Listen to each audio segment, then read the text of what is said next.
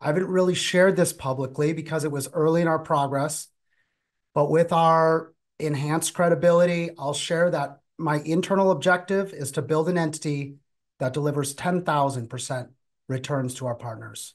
10,000 is equal to 100 times your capital. So we've delivered 300% today. We have 9,700% to go. That means we're at the very beginning. And if a partner makes a $2 million investment into the zero fee class, building that capital toward a $200 million goal represent enormous success in accomplishing our mission. It's worth mentioning that the human mind doesn't handle exponential growth very well. It seems like building a 10,000% track record is an unobtainable objective, but it is obtainable. We just think about the capacity and portfolio's ability to double. Our next double will bring our returns to 600%, and then 1,200, 2,400, 4,800, 9,600. That's just 5 doubles. So achieving a 10,000% return might require 25 or 30 years. And I think we're going to do it. This entity is built and intended to build enduring wealth and value for all of the partners involved. It's also worth reflecting on the progress that the S&P 500 has made over the last 13 plus years since essentially the financial crisis. The gains have been exceeding 15% annually. And I have some bad news. This is not sustainable. The historical norm of the S&P 500 is 6.8% plus inflation every year over 200 years. This means that the index average will be between 9 and 10% for gains in a given year. So the easy index investing is coming to an end. The market has gotten ahead of itself. It's gotten ahead of the economy. You can actually go and look up some of these figures. I'll tell you that the S&P 500 to US GDP ratio is right now at a 50-year high. The S&P 500 sales to price ratio is at a 50-year high. And the price to book value ratio is at nearly a 40-year high. I don't think that we're headed for an immediate recession because, frankly, human productivity is improving dramatically with the advent of AI. Interest rates look pretty stable. Inflation's coming down, and the employment figures are still good. And we also expect that interest rates will start to decline, likely this September. But we're not allocating capital based on these unpredictable macroeconomic speculative assessments. The success of our portfolio is not predicated on the direction of interest rates. We're just 2 years into this bull market. It began in October of 2022. And statistically speaking, bull markets can easily develop over a 5 to 7 year period. But this momentum will be interrupted by market corrections of 10 to 20%, as we recently experienced with the NASDAQ. It's very normal. We are still in the heart of this bull market. But our view is that with over a decade of 15% gains for the S&P 500, it's now poised for a much more volatile and flat period as the US economy grows into the current market prices. And that makes the current market environment an active investors market where your analysis and skill can lead to outperformance. And as we look out for the next 10 years, index investing is likely to revert back to the mean, 6.8% plus inflation. So selecting individual securities with promising characteristics is a much more prudent strategy than buying the general index. So all of this is good news for our portfolio because, as I will show you, our portfolio is nothing like the S&P 500. First and foremost, our firm continues to grow. Our AUM began with less than $1 million 13 years ago, and it's rapidly approaching 25 million. And as Charlie Munger emphasized, first rule of compounding is to never interrupt it unnecessarily. With the future unknowable, we can't control the outcome. So we have to focus on designing and executing a superior process that has the potential to lead to a superior outcome. And thus, our outcomes are no accident. They result from our robust process that has been designed to integrate fundamental analysis, rigorous research, and portfolio management best practices, and our deep understanding of market dynamics. So each step in this process is designed to provide alpha, or the manager's enhanced returns. We start here with this 13F analysis. We track the evolving portfolios of the top long-term value funds in the world. We then move to fundamental analysis. We focus on the qualitative and quantitative aspects of the business by focusing on business models, management teams, and valuation. And then we move into the structured value purchasing step of our process.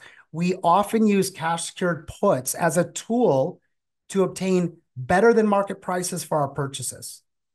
And then finally, in portfolio construction, we utilize tools and mathematical concepts like the Kelly criterion to optimize our allocation and to build out a portfolio with conviction. And so this disciplined process also shapes the portfolio architecture. These are our infinite compounders. We have rigorous requirements, and our portfolio is meticulously designed around high-quality firms with an infinite time horizon. These emphasize their resilience, they have internal diversification, and they are long-term value creators. These are not just holdings as you look across the columns. These are our own partnerships. We've designed this to leverage the inherent strength and growth of the businesses we own. And just like Warren Buffett, we're only interested in buying something that we're happy to own for 10 years. And we would be happy to own those businesses if the markets just shut down entirely. We have no intention of selling anything in our infinite compounder portfolio. And here we show quite a few of these details. Rather than hiding the progress, we are really proud. We came from very humble beginnings, and it's remarkable that the partnership now owns 2%, over 2% of Dhandho Holdings, 0.5% of Daily Journal.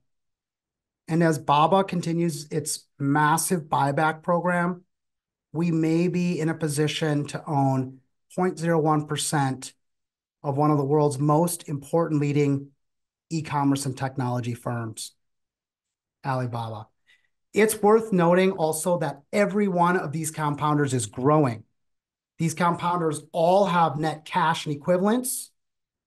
They have positive cash flow, and they're growing in value. And they have asymmetric risk reward because of their strong balance sheets, their cash flows. They have muted downside, and in many cases, asymmetric upsides.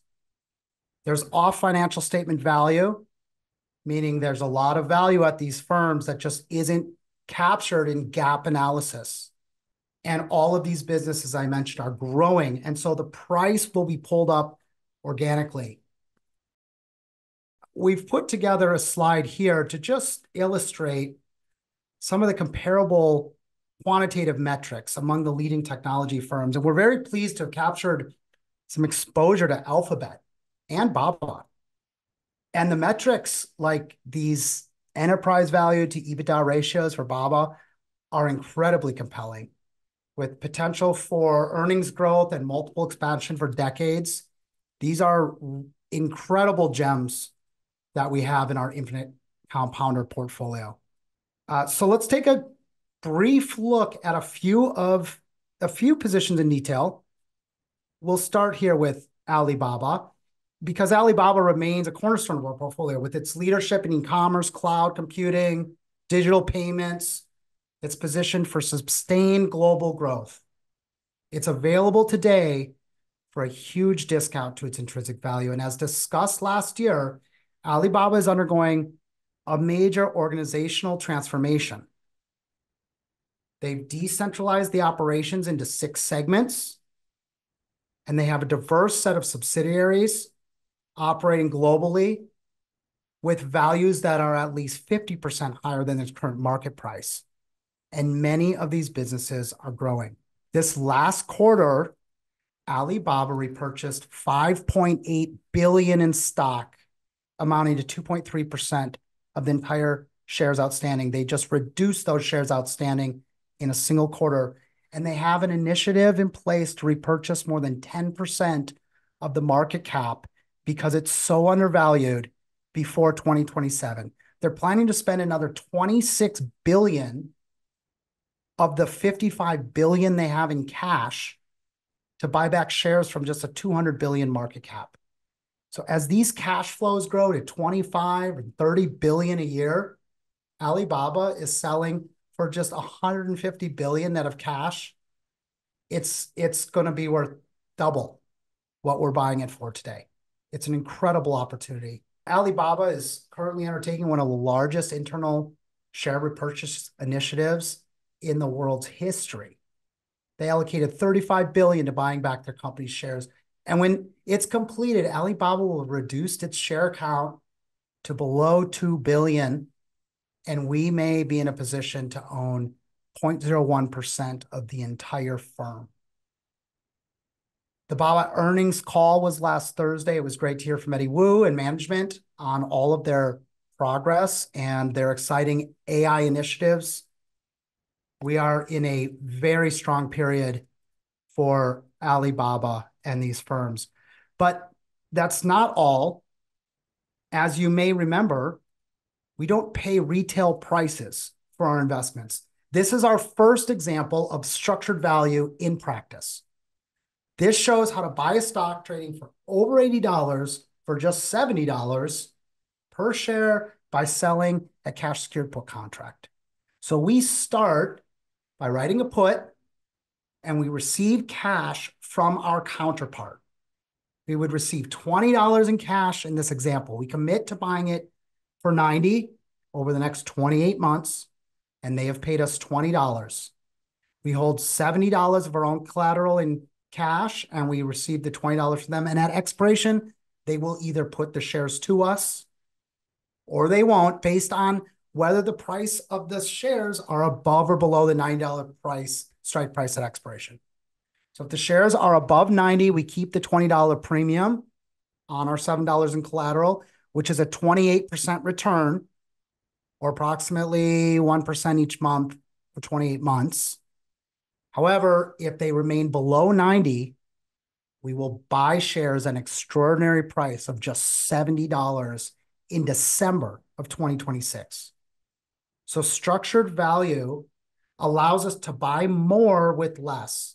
It's a huge advantage, and we'll be coming back to a few more of these structured value examples. But before we do that, let's take a look at another prize compounder who is run by one of the greatest investors who has ever lived, Berkshire Hathaway, Warren Buffett and Berkshire Hathaway. Berkshire Hathaway has been in our portfolio for over a decade. And in 2019, we projected their growth to over 1.7 trillion in 2030. These numbers here are unchanged. Many thought it was too aggressive, and we've made a habit of showing these developments year by year, and it appears we may have underestimated the eventual progress. We're very pleased to hold on to one of the highest quality and most diversified entities in world history. And Buffett now owns 280 billion in US Treasuries. So with a 950 billion market cap, that makes up almost a third of the market capitalization of Berkshire. So this entity is both contrarian and robust, and the upward trajectory of the business growth and the price growth will continue. So we'll shift now to a past holding, Seritage Growth Properties. We actually exited this position in 2013 at a significant gain, and we continued to monitor the special situation very carefully. Seritage Growth Properties is a real estate investment trust that is managing the liquidation of the legacy Sears malls property.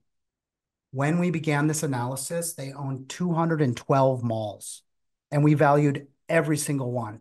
Andrew and I worked tirelessly for over a year valuing these properties. Today, just 22 malls remain, and the stock price is volatile. And we're patiently waiting for an opportunity to become owners again. Our approach to Seritage has been to carefully value assets and monitor the liquidation progress with a careful eye on the per share value and the expected future dividends. So today, with 22 malls remaining in the Seritage portfolio, we can see most of the value remains in the non-core and premier properties. So as Howard Marks has reminded us, you can't predict, but you can prepare. And we are very prepared if this opportunity presents itself. Here we break down all of the categories and remaining properties. We have 22. We've listed out each of these. They're available on the website. You can monitor them very carefully like we can. What we show here is a breakdown of the total valuation, the assets and the liabilities as they finalize toward liquidation. We can see here that they have $850 million in assets that they're going to be selling, and they have $350 million in liabilities, and we expect it to cost $100 million for the firm as they run the firm through to liquidation.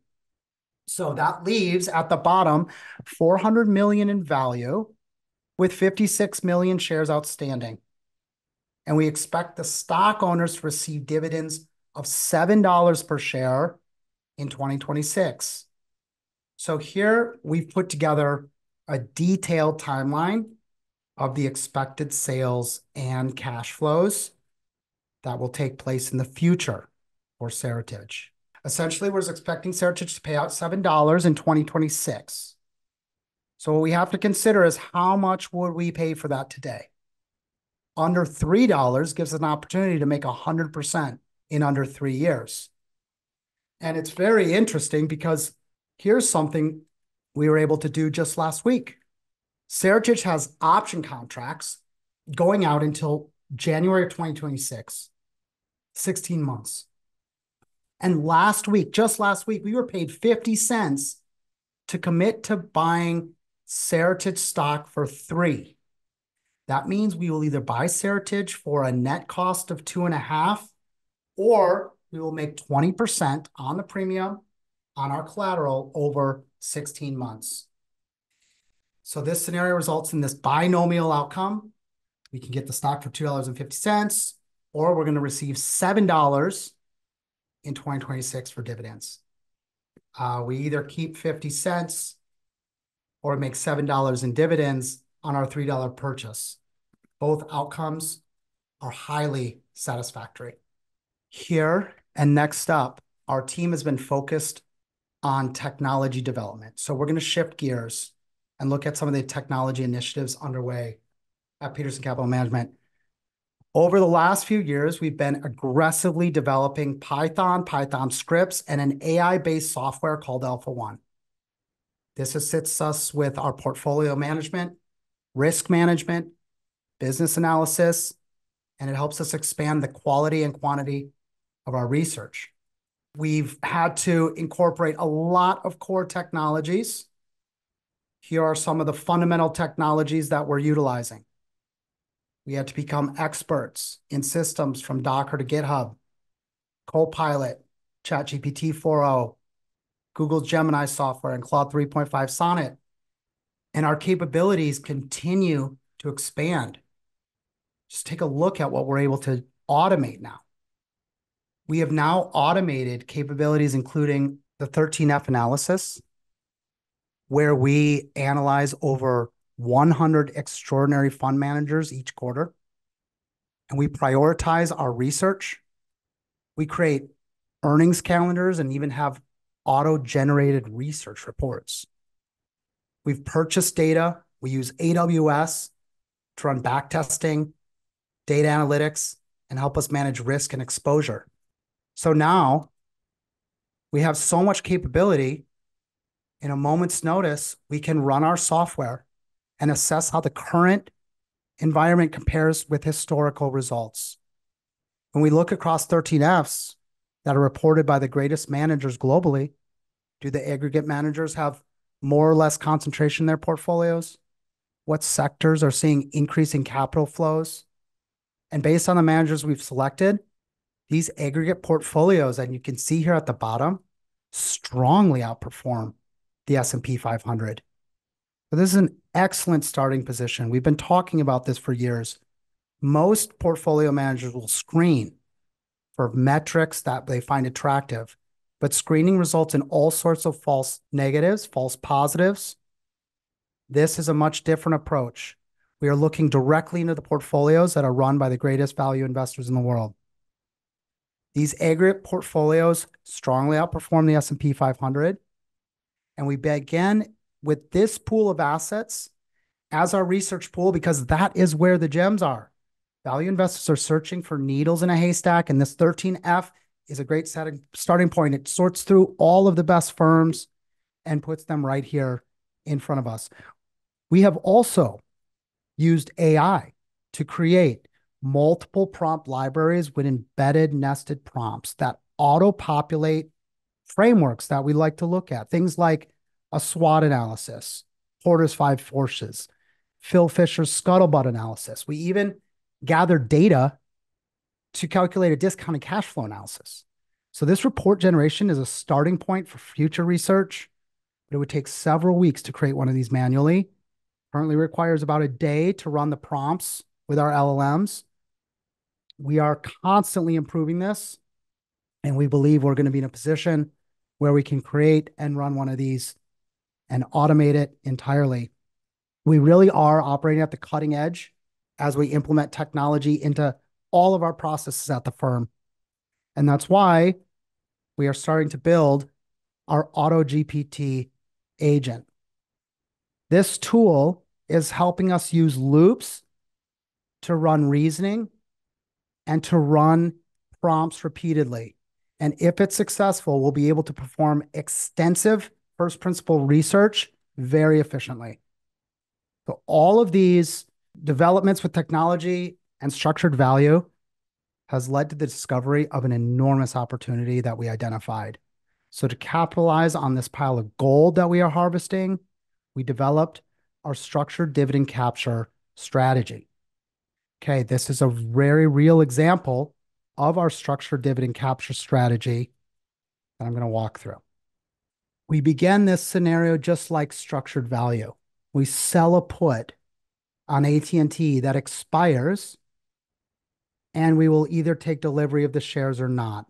But in this case, we set it up so that the contract expires the Friday before AT&T's ex-dividend date. Here we can pick up $1 to buy the shares for a net cost of 38, and we then receive a 24-cent dividend, and then we exit with a 1-week call for an additional 40 cents. And during this holding period, we actually benefit from a rise in the stock price. So while we purchased for a net cost of 38, we exited via our covered call option with a strike of 40 and then $40.64 when you include the call premium and dividend.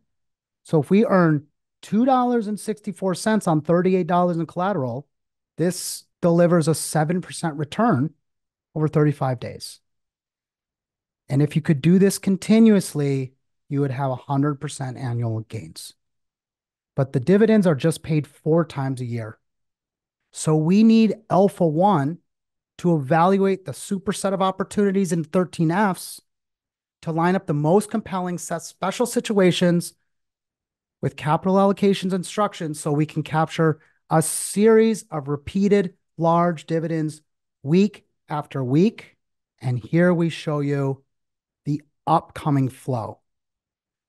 These slides are so fresh. This data is so fresh. Andrew was running this yesterday. All right, this is very great information for everybody here. You can literally execute this recipe.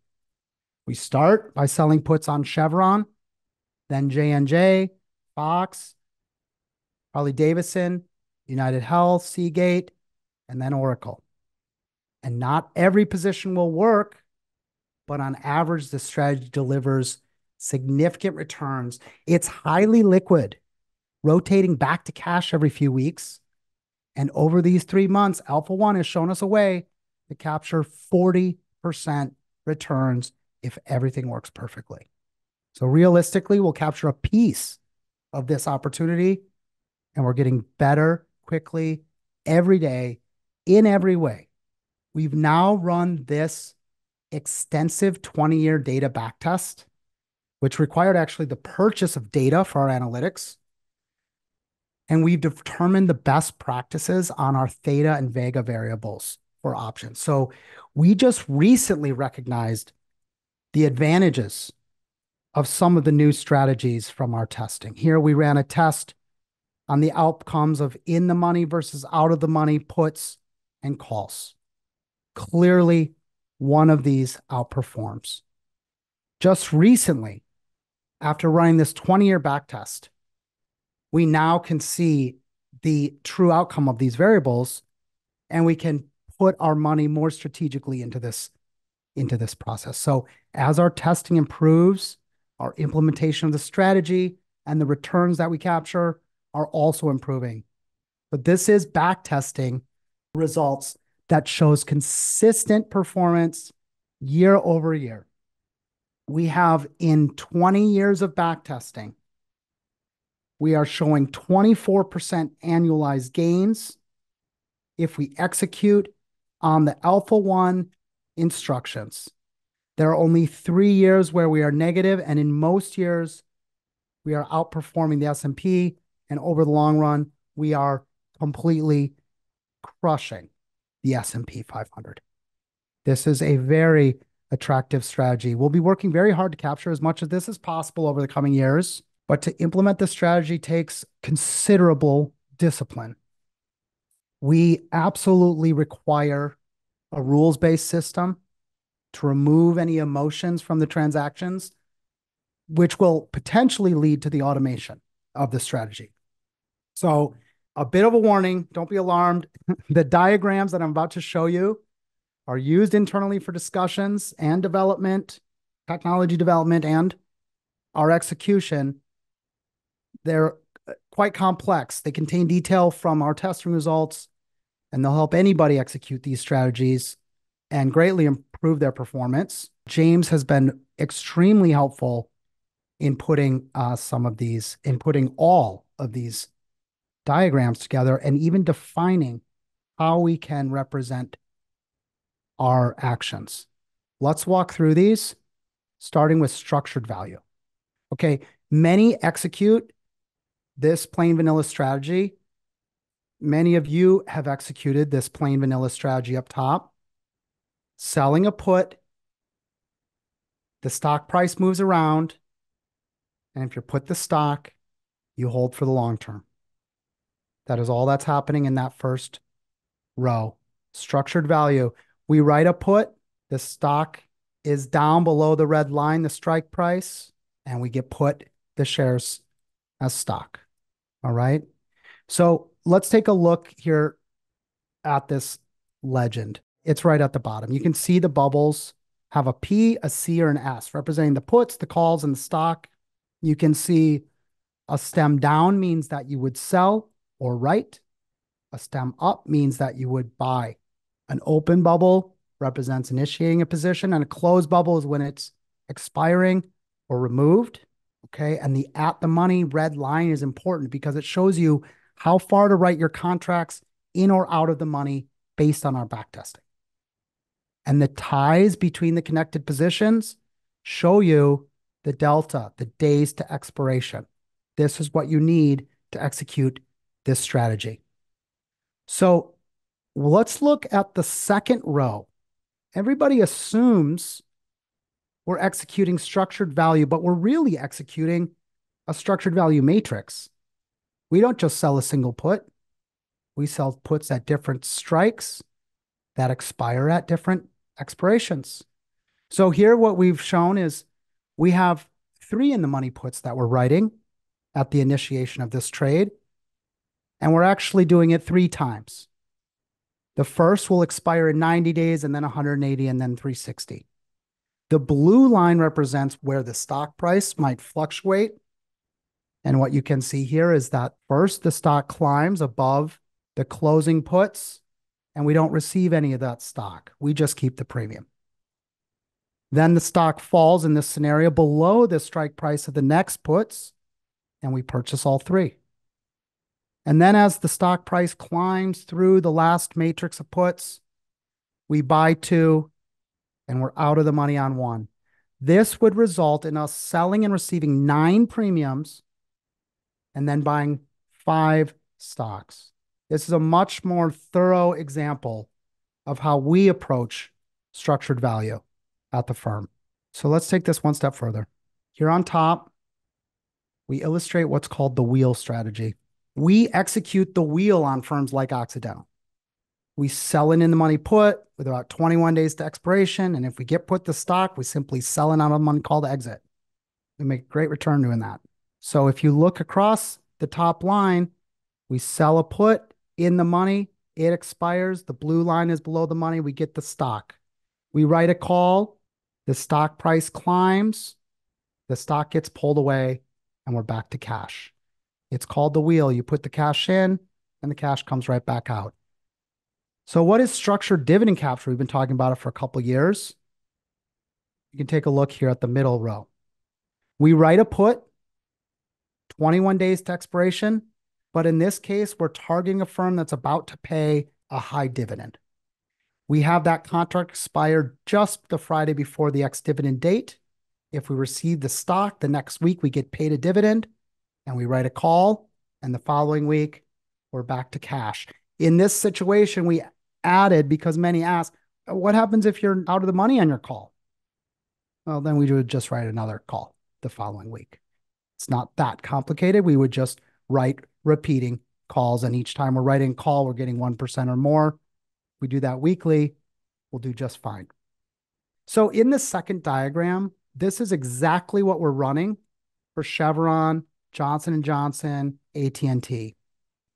The third diagram is the asymmetric wheel, a firm that has a catalyst.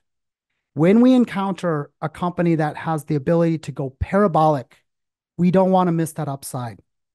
So as we look through this diagram, you'll see that we start repeating with a short put position. And if you ignore the bottom call that we buy, we just carry that right on through. And if we get put the stock, we run the wheel and we remove that stock from our portfolio. Because ultimately what we're doing is we're generating some capital that enables us to buy a deep in the money call that goes out 2.5 years to capture the parabolic upside. We end up buying free call options and putting them in our portfolio. This is how we built our Google position, and this is how we built our BABA position. I do think these diagrams are really essential to implementing consistent best practices. So I encourage you all to review these. You can send us feedback on these. This is version 1.0. I expect these will evolve. They may not always look so much like music notation, but a lot of this music notation has stood the test of time. So in these diagrams, we've embedded many years of work and research, and you can now take these and implement it yourself. So before we go into the Q&A portion of the meeting, I do want to recognize this incredible and growing team.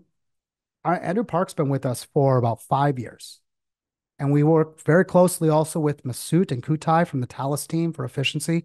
And at Peterson, this summer, we have 3 incredible interns, Ashley, Surya, and James. And in just a moment, you'll have a chance to hear from them. You know, we've had amazing interns in the past, and I'm sure we'll have great interns in the future, but this is by far the most comprehensive and outstanding team we've ever had. These interns are ultimately there for hire, you guys. So I highly recommend reaching out to these extraordinary candidates for the resumes.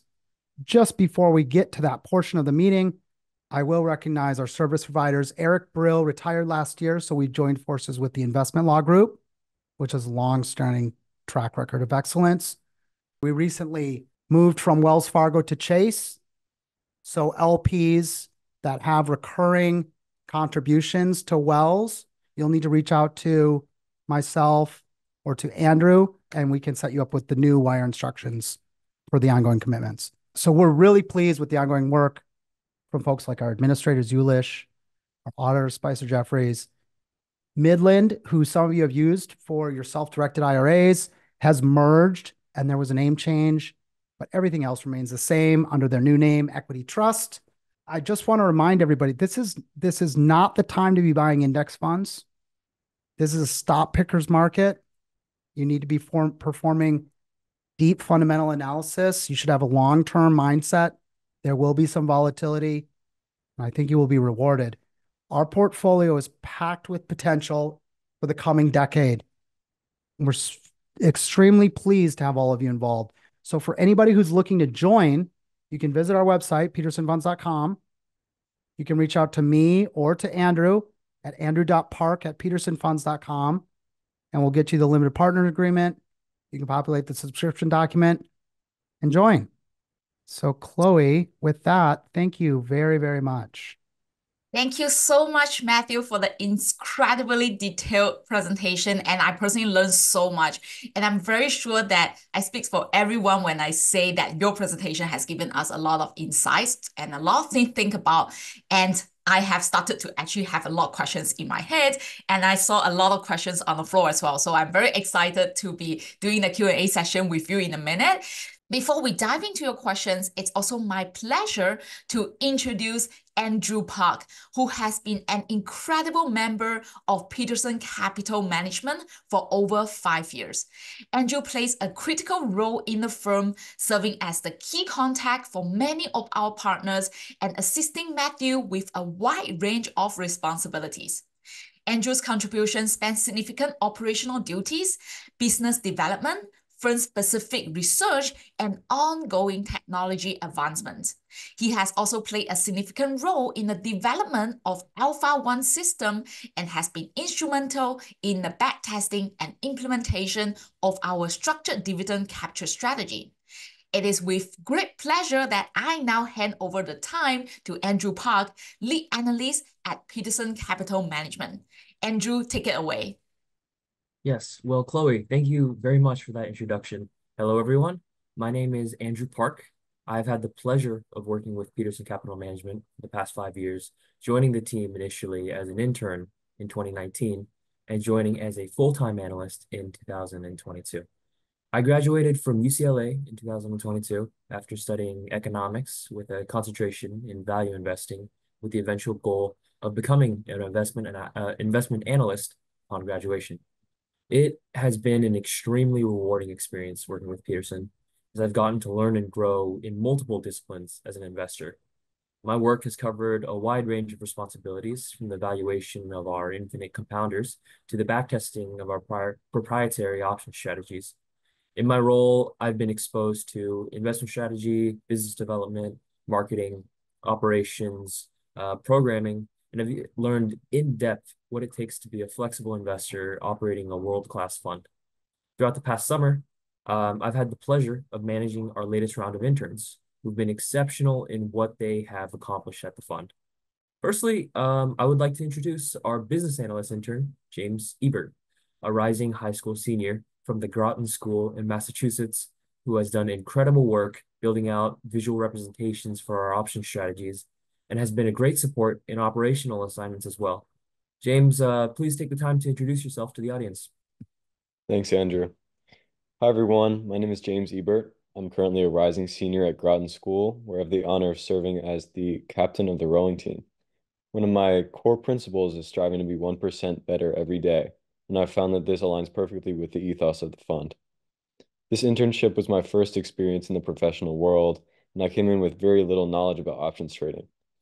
After learning the basics, I quickly dove into mastering the more complex strategies that are essential to the fund's operations. Aside from working on a few marketing campaigns, most of my time was spent collaborating with Matt and Andrew to develop the options trading diagrams you saw earlier in the presentation. Option strategies previously lacked a standard notation, so we created one this summer. This solution not only streamlines our processes, but also eliminates emotional decision-making. We now have clearly defined strategies for various scenarios, all of which have been thoroughly backtested. One of the highlights for me was seeing how my diagrams evolved to integrate with the work Surya and Andrew are doing with their AI and backtesting systems.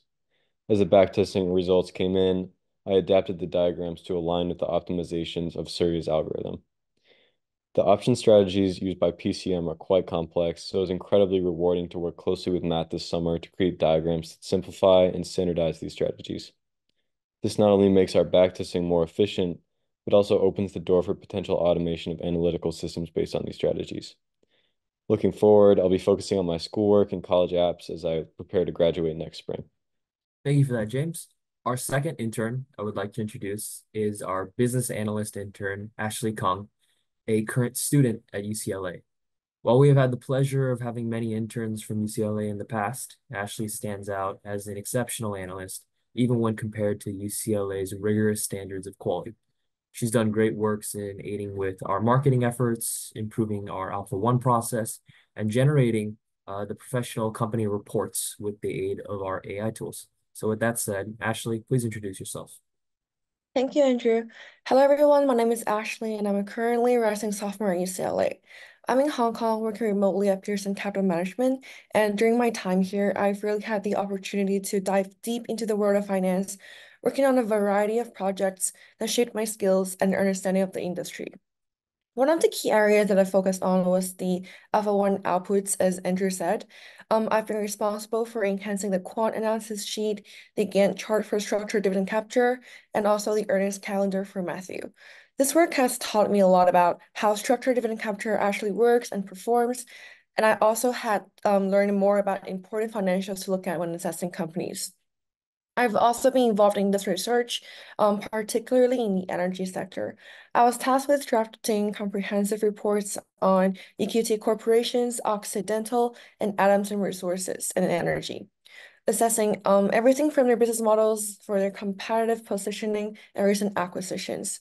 This experience really gave me a much deeper understanding of how external factors like market dynamics and regulatory changes can impact a company's performance and valuation, specifically in the energy sector. And on top of that, I also had my first DCF modeling experience at PCM. And what I've really enjoyed is taking all this research and analysis and turning it all into clear, concise reports. This process has really helped me to improve my ability to communicate complex financial information in a way that's both understandable and impactful. So overall, this internship has been a very invaluable experience for me, and it further consolidated my career aspiration in investment banking. Thank you.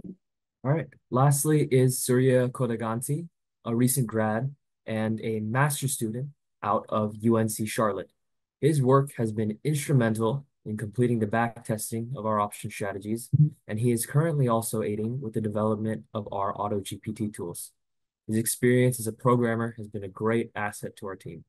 And with that said, let me finally hand it off to Surya. Thank you, Andrew. So, hello all. I'm Surya Kodaganti. I'm from India.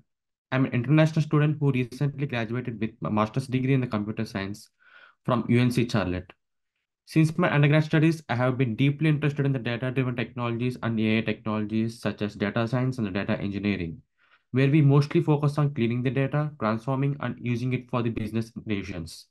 So previously, I gained some professional experience working as a data analyst at Accenture, and this is my second internship here at the Peterson Capital Management, which is always been a tremendous learning experience for me, where I primarily work on the data analysis, backtesting, and creating some AI tools that would meet some business requirements.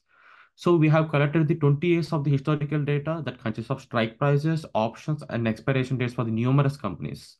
So using this data, we have performed the backtesting used to our validate our structured dividend capture, which has shown some promising results. We stored a large amount of data in the AWS and wrote many Python scripts, and we tried to access those scripts, and there have been many modifications in the money, out the money, and different expiration dates. Additionally, we have been developing some cutting edge technologies like AutoGPT, where it is like a self-prompting chat GPT. So it is like we use it to build a comprehensive detailed financial reports built by AI, which is and perform analysis on its own. So during my internship here at the Peterson Capital Management, I learned a great deal about structured dividend capture, backtesting stock options data, and working with the AI tools. And also, I'm currently looking out for some full-time opportunities. With extensive research in the data and AI, I'm looking for some software developer roles, data engineer roles. And thank you all. Yes, and with that, that concludes the introduction of our wonderful team. It's been a great pleasure to work alongside such exceptional people.